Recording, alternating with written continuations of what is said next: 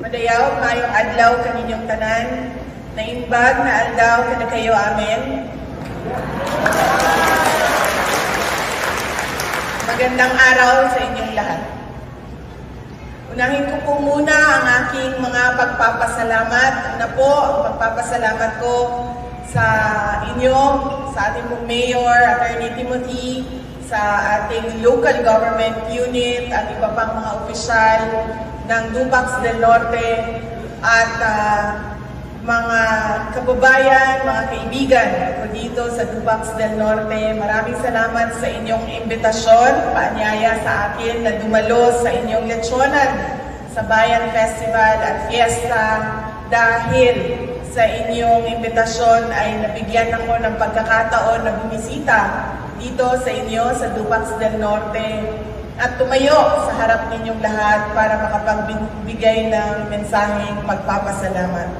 Una po, personal na pagpapasalamat ko sa inyong lahat, sa tulong ninyo, sa kampanya ninyo, sa suporta ninyo sa akin noong nakaraang halalan noong taong 2022. Maraming salamat po sa inyong lahat. Sabi po kanina ni Mayor bago ako tinawag para magbigay ng mensahe sa inyong lahat, parati daw ako nandito sa Nueva Vizcaya. Hindi ko rin alam bakit parati ako nandito sa Nueva Vizcaya, pero parati din akong nakakatanggap ng mga imbitasyon at paanyaya. Kaya po, ngayong taon na ito, pangalawang beses ko na nandito, bumisita sa inyo. Meron pa ata akong pangatlo dahil naimbitahan ako sa isang graduation na tinanggap ko na naman ulit. Apo, last year po, nandito din ako dahil pumunta ako sa graduation ng Dupax ng isang paaralan sa Dupax del Sur. Ang susunod ko ay saan yun? Oo, doon. Pumunta ako doon. Yes. Dahil po yung graduation speaker ng isang paaralan. Sa tingin ko po, hindi matatapos ang 6 na taon. Matatapos ko na lahat ng municipality ng Nueva Vizcaya.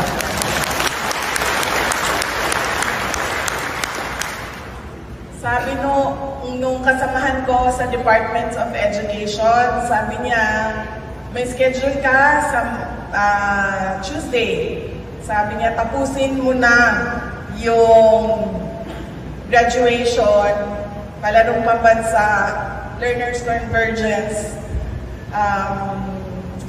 tsaka Festival of Talents, at Brigada Eskwela, at pagbubukas ng pasukan sa August. Sabi niya, tapusin ko na daw yun lahat ngayong umaga na ito.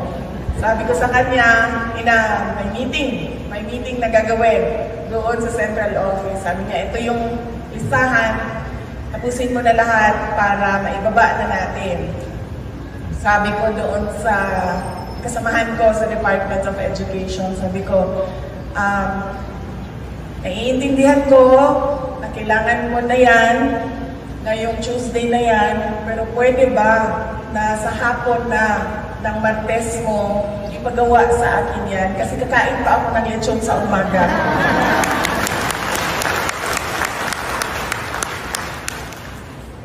Ang sunod po na pagpapasalamat ko mula po sa aming pamilya, ang pamilya Duterte. Napakalaki po ng utang na loob namin sa inyong lahat, mga kababayan namin, sa pagkakataon na ibinibigay ninyo sa amin na makapaglingkod sa ating pamahalaan at sa 6 na taon na suporta ninyo sa administrasyon ni Pangulong Rodrigo Duterte. Maraming salamat po.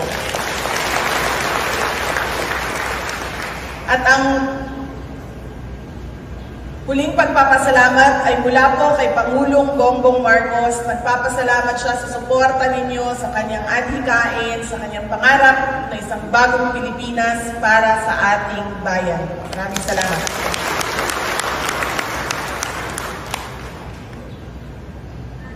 It is with much joy that I join the people and leaders of Dupax del Norte in celebration of your 293rd founding anniversary and the Lechonan ng Bayan Festival. More than just a dish, eating lechon is an experience, a delicacy made from labor of love, family tradition, practice, and skill. It is food given a place to honor at the center of our tables to signify the coming together of family and friends to celebrate a truly momentous occasion. Sa atin mga Pilipino, kapag mayroong birthday party, kasal, binyag, lahat yun lagi may lechon. Hindi pwede na walang lechon sa ating mga celebrations. Yan po ay isang tradisyon natin ng mga Pilipino. Lagi yan ako tinatanong kapag merong birthday sa amin, sa bahay. Tatanong na yung kasama, mag-order ba tayo ng lechon? Sinasabi ko lagi, hindi na tinatanong yan kasi hindi party yan kung wala tayong order, walang lechon dyan. Kaya, it is more than food sa atin, mga Pilipinos. It is a token of celebration para sa atin. In our country, lechon remains iconic and cherished as a symbol of abundance and achievement. With its long history in Filipino culture, the lechon connects our past, present, and future.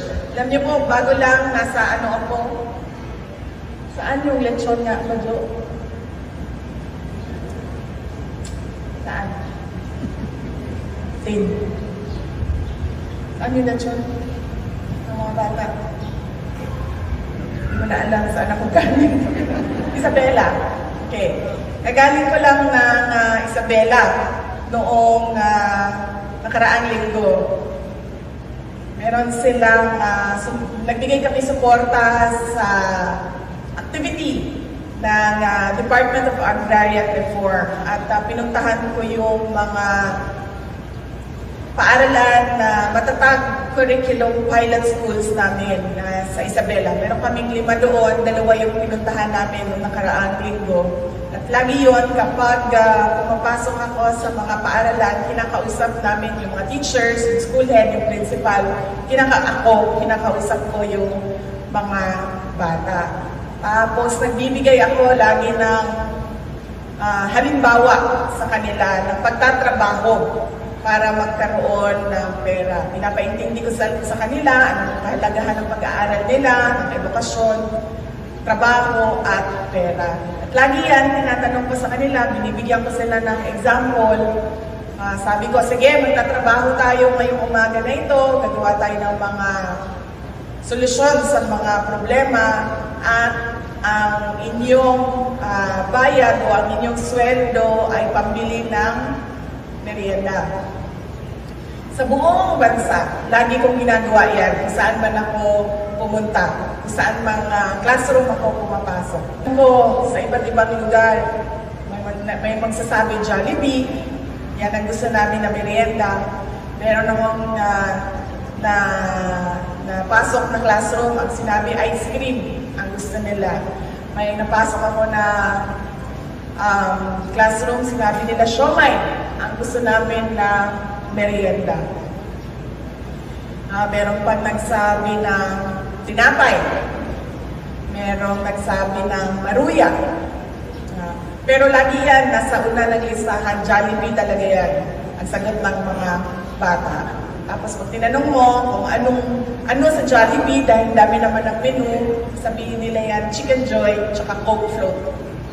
Yan yung top answer ng mga bata. Pero, nakapasok ako ng classroom doon sa Isabela nung nakaraang linggo. Nung tinanong ko sila, sabi ko, o sige, natrabaho na kayo, pero pag-usapan muna natin kung ano ang gusto ninyo na merienda. Ang sagot, hulaan ninyo, lechon. At hindi lang yan. Sabi ng bata, lechon! Lumingon lahat sa kanya. Sabi ko, ngayon lang ako nakarinig ng lechon na merienda. Sabi niya sa akin, sinusubukan niya ako Sabi niya sa akin, lechon baka. Sabi ko, Col, sige, kayo naman pipili, lechon baka. Tapos sabi niya, hindi, lechon baboy na lang. First time ko, noong isang linggo na nakapasok ng classroom na lechon ang pinili na merienda ng mga bata. So hindi na lang siya pang party,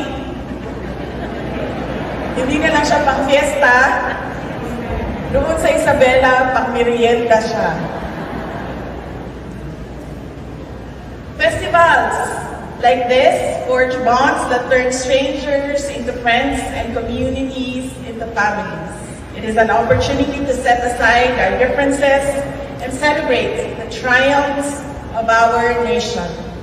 I commend the local government unit of Dupax del Norte for organizing today's Lechonan ng Bayan Festival.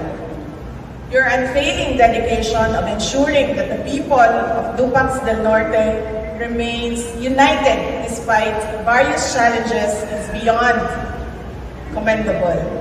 To the participants and volunteers of this festival, ilang lechon ang ililechon natin ngayong umaga na ito?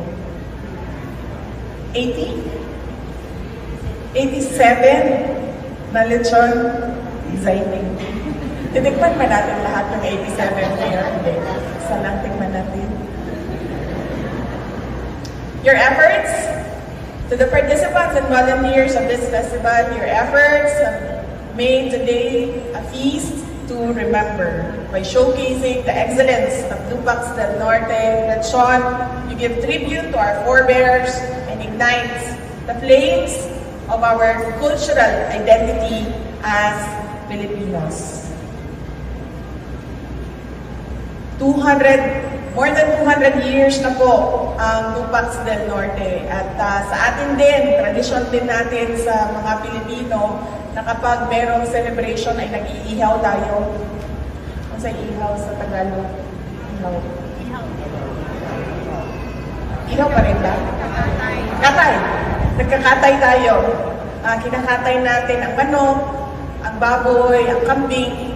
Kasi kailangan di ba yung dugo pumunta doon sa lupa dahil yun yung offering natin sa gods. Yun yung pagbibigay sa atin ng protection and blessing.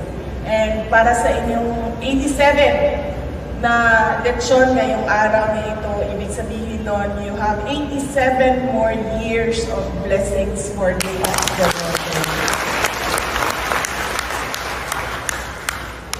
The Office of the Vice President and the Department of Education supports all the programs that bolster Filipino cuisine towards international recognition. We honor those who labor in the kitchens of our homes, restaurants, carinderias, and street stalls. Your dedication and passion for cooking set the Filipino culinary arts apart from others. Through festivals like this, we educate our children to better appreciate their Filipino identity and culture. May we continue forward with this unwavering spirit of resilience for the future of our country and our children.